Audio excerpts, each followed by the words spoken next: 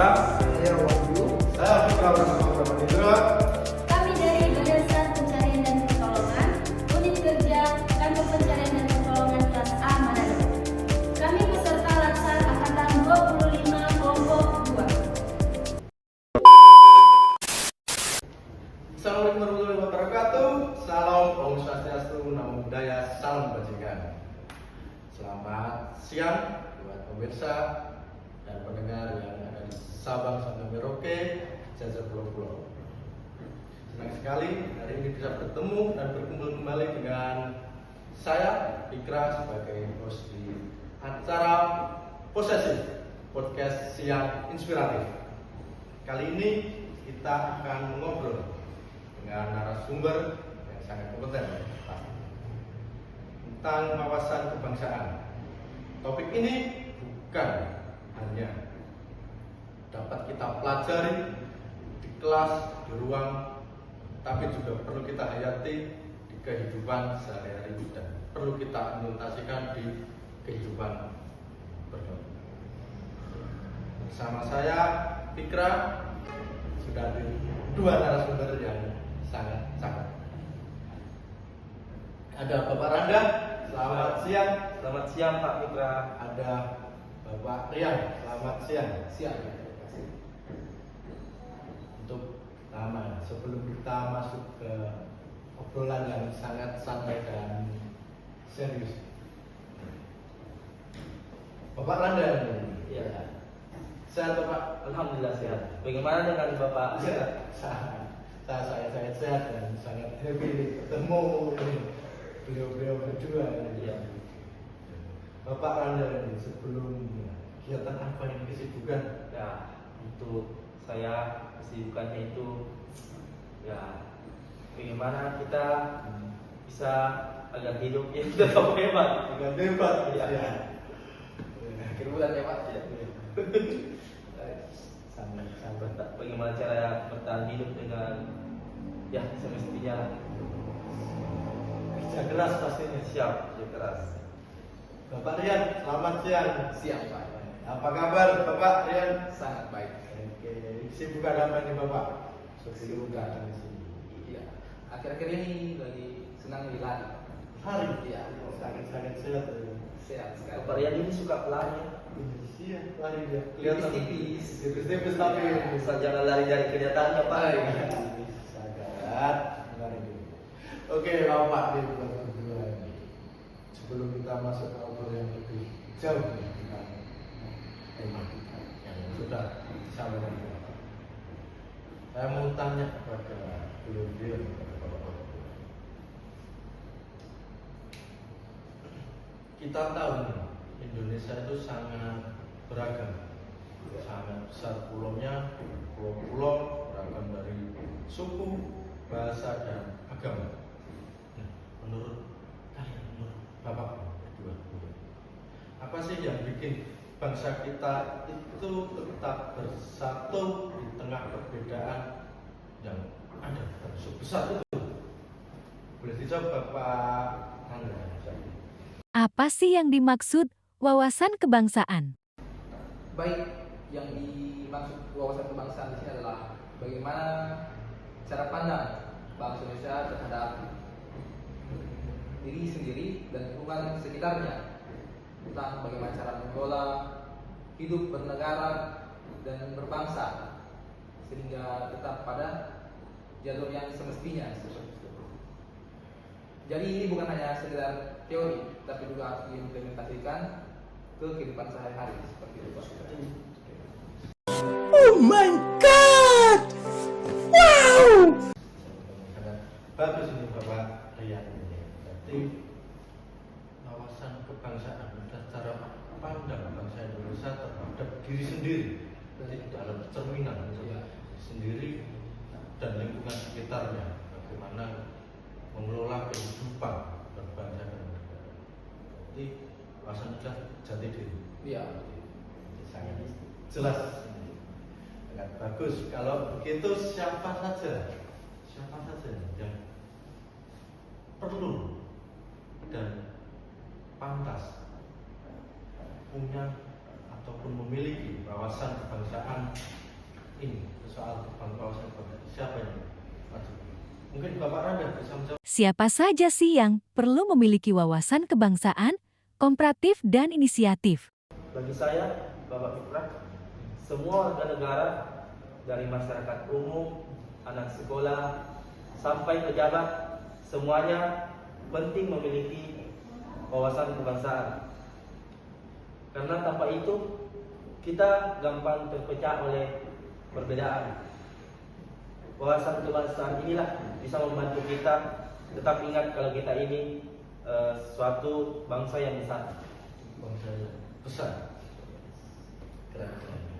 Jawabannya bagus.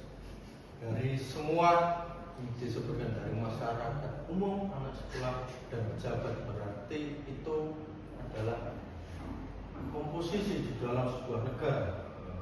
Berarti semua yang ada di negara itu wajib memiliki wawasan kebangsaan. Seperti itu. Siap. Seperti itu.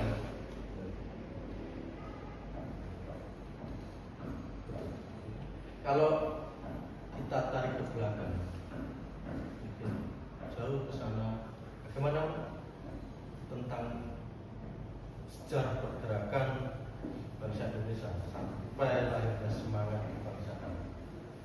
Itu gimana Bapak Rian? Bagaimana sih sejarah pergerakan bangsa Indonesia? Semangat kebangsaan pada negara Republik Indonesia ini bisa tumbuh karena adanya latar belakang yang sama, sehingga muncul rasa seperjuangan, sependeritaan gitu, karena adanya penjajahan kan di masa lalu, sehingga muncullah organisasi seperti Budi Utomo, kemudian adanya Sumpah Pemuda. Itu kan pergerakan yang dilakukan secara bersama-sama oleh para pemuda-pemuda bangsa ini kan. Kemudian sampai ke adanya proklamasi kemerdekaan seperti itu. Yang berdasarkan itu ya kurang lebih seperjuangan ya, sehingga muncullah semangat Bersama ya seperti itu. cocok.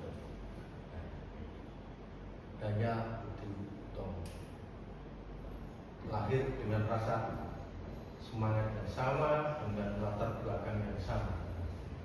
Menurut Bapak berdua ya, untuk menyikapi zaman sekarang kan, anak-anak generasi sekarang gimana pendapatnya? Sepertinya kan saya lihat itu adalah kurang tentang wawasan kebangsaan. Bagaimana untuk melengkapi? Nah, itu Bapak Rian dulu. Silakan. Ya. Kalau menurut saya Pak, untuk kehidupan generasi sekarang itu kurang di pemahaman tentang wawasan kebangsaan, meskipun tidak keseluruhan, tapi memang rata-rata kayak kurang lah tentang itu. Bahkan ada beberapa gitu kayak lebih dominan ke budaya luar. Iya. Mungkin karena teknologi yang semakin modern, sehingga mudahnya mengakses berbagai hal, sehingga bahkan dari situ mulai terlupakan sejarah negara itu sudah rasa perjuangan bersama. Karena kan sekarang banyak yang mulai individualis ya. Seperti itu. Mungkin Bapak ada sedikit tambahan. Nah, bagi saya anak-anak zaman sekarang itu kebanyakan kan sekarang ini kehidupan semakin canggih ya, adanya teknologi semakin modern, mempermudah. Nah, bagi saya itu anak-anak itu sedikit kurangnya untuk wawasan kebangsaannya, karena ya dipengaruhi lah oleh game-game yang ada di HP itu. Baik, cukup untuk saya. Oke. Kita tadi sempat menyinggung wawasan kebangsaan berlandaskan pada jati diri bangsa. Pertanyaannya, apa saja yang termasuk jati diri bangsa Indonesia? Bapak Anda. Siap. Apa saja sih jati diri bangsa Indonesia? Bagi saya sendiri ya, Bapak Iklan, jati diri bangsa itu kita bisa melihat dari Pancasila, semboyan Bhinneka Tunggal Ika, Undang-Undang Dasar 1945, dan bentuk Negara Kesatuan Republik Indonesia, dan semua itu menjadi nasional karakter atau landasan utama kita. Iya, dan saya sedikit menambahkan jawaban dari Pak Randa. Yang utama itu jangan sampai kita melupakan nilai-nilai luhur bangsa, sampai mungkin menghilangkan rasa perjuangan yang diteruskan dari leluhur itu, sehingga ini tuh jangan hanya sekedar kata-kata, tapi harus diimplementasikan dengan nyata, dengan seperti meningkatkan sikap toleransi, selalu mau bekerja sama, bergotong royong, seperti itu. Jati diri bangsa Indonesia. Jadi semboyan yang kita punya, semboyan di dalam Undang-Undang pegang, tulisan pada kita, Bhinneka Tunggal Ika, benar-benar tetap satu Indonesia. Mantap sekali ini. Jadi bisa kita simpulkan bahwa wawasan kebangsaan adalah bekal penting untuk menjaga persatuan bangsa, terutama di tengah tantangan global saat ini, seperti Bapak yang sampaikan tentang anak-anak yang sekarang, tentang mungkin masuknya teknologi yang makin mempermudah kita sebenarnya, tapi malah membuat kita menjadi orang yang individu, ya, tidak sadar akan histori kita, bahwa bangsa Indonesia itu seperti apa dulunya. Baik teman-teman dan pemirsa yang di sana, itu tadi obrolan kita tentang wawasan kebangsaan. Kita belajar bahwa wawasan kebangsaan bukan sekedar teori, tapi juga pegangan hidup bagi setiap warga negara Indonesia tetap utuh, kuat, dan maju. Sebelum saya tutup, Pak Randa, Siap. ada pantun nih, Saya Senang pantun ya. Saya kasih pantun dulu ya. Boleh, lanjut. Pemirsa yang nonton dari Sabang Sampai Merauke. Lihat gula-gula. Baik, saya akan membawakan sebuah pantun, yaitu anak remaja sedang dilatih. Cakep. Napasnya sesak, terlihat letih. Cakep. Mari kibarkan bendera sang merah putih, tetap terjaga walau tertatih. Ya, asik. Terima kasih buat pantunnya Bapak Randa. Dan untuk selanjutnya terima kasih banyak untuk Pak Rian juga yang telah hadir menemani Bapak Randa juga, yang sudah berbagai pandangan dan ilmu. Semoga podcast ini bermanfaat dan bisa menumbuhkan semangat bangsa dalam diri kita semua. Sampai jumpa. Akhir kata, assalamualaikum warahmatullahi wabarakatuh. Selamat siang.